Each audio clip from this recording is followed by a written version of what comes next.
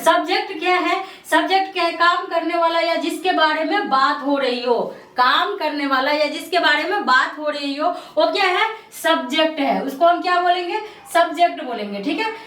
और इसके बाद फॉर एग्जाम्पल मैं आपको बता दूं, एग्जाम्पल के थ्रू इस तरीके से बता दूं ताकि आपको दिमाग में हमेशा के लिए सेट हो जाए। तो यहाँ पर एग्जाम्पल मैंने लिया है, Ram is driving the car. ठीक है, Ram is driving the car. तो यहाँ पर क्या है? राम कार चला रहा है।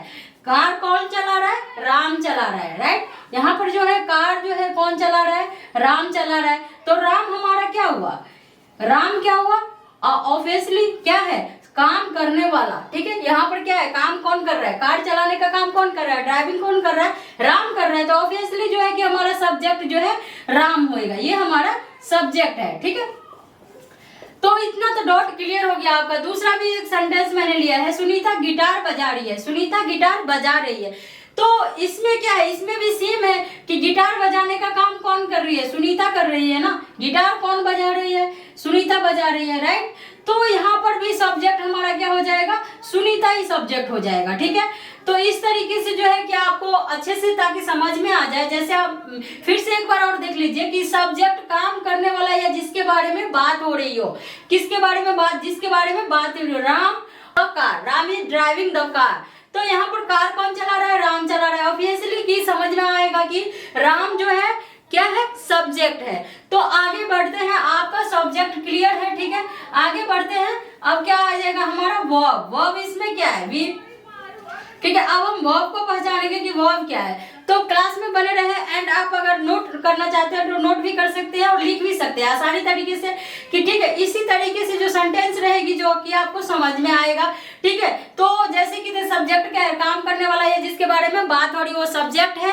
राइट, तो सब्जेक्ट हमारा क्लियर है। अब हम बढ़ते हैं क्लास में आगे की तरफ और देखते हैं कि वर्ब। वर्ब क्या है? कुछ एग्जांपल भी दूंगी आपको लास्ट में सॉल्व करने के लिए, जो कि आप सॉल्व करके कमेंट बॉक्स में नीचे बताएंगे। ठीक है, तो फिर मैं इसका जवाब जो है रिप्लाई में दूंगी कि क्या रॉन्ग और क्या राइट है। Right, of course.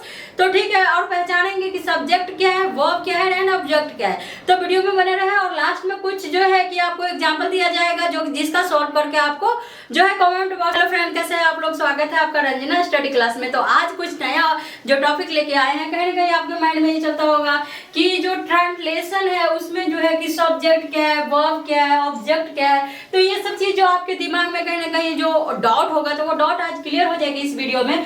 तो कहीं ना कहीं ये क्वेश्चन जरूर होगा कि what is subject, what is verb या व्हाट इज ऑब्जेक्ट, क्या है, कैसे पहचाने। और ये कैसे जो मैं आज बताने वाली हूँ, तो प्लीज वीडियो में एंड तक बने रहे तो ही आप कुछ सीख पाए। नया विजिट कर रहे हैं तो प्लीज चैनल को सब्सक्राइब कर लीजिएगा रंजना स्टडी क्लास को।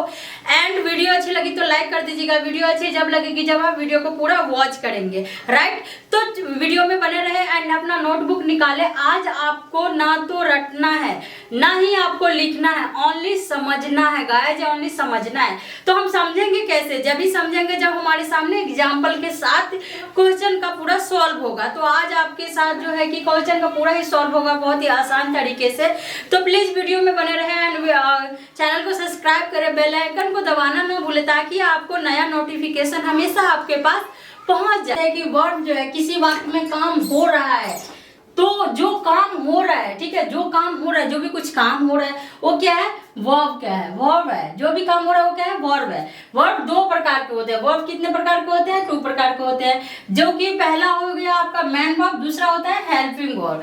जो होता है पहला होता है मेन वर्ब और दूसरा होता है हेल्पिंग वर्ब। कि हेल्पिंग वर्ब का क्या काम होता है कि वाक्य प्रेजेंट में है या पास्ट में है या फ्यूचर में है। ठीक है, इसमें क्या है? टेंस का पता करते हैं कि जो भी वाक्य है, जो भी काम हो रहा है वो प्रेजेंट में हो रहा है, वर्तमान काल में हो रहा है, फ्यूचर में हो रहा है, भविष्य काल में हो रहा है, या पास्ट में हो रहा है या भूतकाल में हो रहा है। तो इस तरीके से जो है कि इसका पता लगाना, ये जो है पता लगाना, इसको हम हेल्पिंग वर्ब बोलते हैं। मेन वर्ब क्या हो गया? गो, कम, प्ले, टेक। ठीक है, गो मीन्स क्या होता है? जाना। ठीक है, कम मीन्स क्या होता है? आना। ठीक है, प्ले मीन्स क्या होता है? खेलना। ठीक है, टेक मीन्स क्या होता है? लेना। इस तरीके से जो वाक्य रहेगा जो हमारा मेन वर्ब है, जिसमें कि हालांकि मैं आपको बता दूं सरल भाषा में, जिसमें लास्ट में ना हो, जिस्ट में लास्ट में ना हो, वो क्या है हमारा?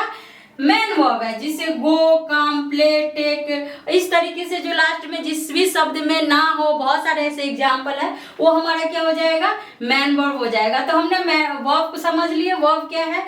तो आप देख सकते हैं वर्ब कितने प्रकार के हैं, 2 प्रकार के हैं। एक होता है हेल्पिंग वर्ब, दूसरा होता है मेन वर्ब। तो ठीक है, तो वर्ब हमने समझ लिए। वर्ब किसी वाक्य में काम हो रहा हो, तो उसमें मैंने क्या देखा था कि राम कार चला रहा है, तो क्या कर रहा है, कार चला रहा है। क्या चला रहा है, कार चला रहा है। ठीक है, तो ड्राइविंग जो है, कार चलाना, वो क्या है, वर्ब है। ठीक है, कार कौन चला रहा था, राम। तो राम के द्वारा जो हलचल होती है, ठीक है, राम के द्वारा जो काम किया गया वो क्या है, वर्ब है।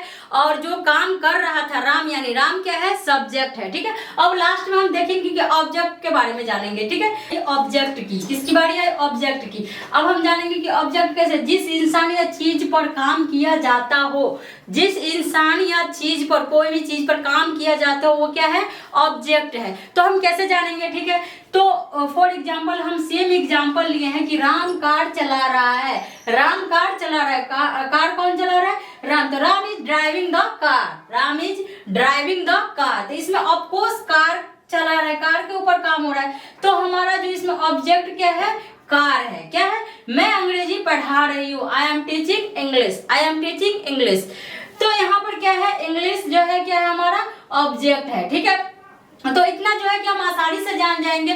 तो हमने देखा इस वीडियो में सब्जेक्ट, वर्ब एंड ऑब्जेक्ट। तो किस तरीके से जो हमने देखा, तो आप सिंपल एंड सरल भाषा में देखिए, जिस इंसान या चीज पर, किसी भी चीज पर काम किया जाता हो, उसे हम ऑब्जेक्ट कहते हैं, ऑब्जेक्ट कहलाता है। ठीक है, वो ऑब्जेक्ट है, जो भी तरीके से आप समझ सकते हैं। ठीक है, तो मैं चाहती हूँ कि बहुत ही सरल तरीके से आप समझे, जिस इंसान या चीज पर काम किया जाता हो वो ऑब्जेक्ट है। ठीक है, फॉर एग्जाम्पल राम कार चला रहा है, Ram is driving the car. ठीक है, कार चला रहा है ना, राम क्या चला रहा है, कार चला रहा है, बस चला रहा है, ट्रक चला रहा है, मोटरसाइकिल चला रहा है। ठीक है, जो भी इसमें यहाँ पर रहेगा, ठीक है, तो यहाँ पर वो चीज यहाँ पर हो जाएगा ऑब्जेक्ट। ठीक है, मैं अंग्रेजी पढ़ा रही हूँ, मैं हिंदी पढ़ा रही हूँ, मैं मैथ पढ़ा रही हूँ, मैं जो है कि साइंस पढ़ा रही हूँ। तो जो भी चीज रहेगा जो हमारा सब्जेक्ट है वो हो जाएगा ऑब्जेक्ट। तो इसमें है I am teaching English, I am teaching English. तो यहाँ पर क्या है, इंग्लिश जो है ऑब्जेक्ट है। ठीक है, तो फॉर एग्जाम्पल कुछ एग्जाम्पल मैं आपको देने वाली हूँ, जो कि आपको सॉल्व करके बतानी है कॉमेंट बॉक्स में, तो कि मैं कॉमेंट चेक करके आपको रिप्लाई दूंगी। कुछ एग्जाम्पल है आपके लिए, ये मान लीजिए कि कुछ एग्जाम्पल है आपके लिए, इसको आपको सॉल्व करना है। मैंने इंग्लिश में दिया है, आपको इसको हिंदी में जानना है, और इसमें आपको जो है कि क्या क्या आपको निकालना है। ठीक है, तो इसमें जो है कि ऑब्जेक्ट, ओनली मैं इसमें आपको ऑब्जेक्ट बोल रही हूँ निकालने के लिए। ठीक है, ऑब्जेक्ट क्या है। ठीक है, तो इस तरीके से जो है कि इसमें आप, Ram has 2 sisters, he supported me. ठीक है, मैं आपको बता दूं इसका हिंदी, इज माई सिस्टर, ठीक, sorry, she is my sisters, she is my sisters. Ram has 2 sisters.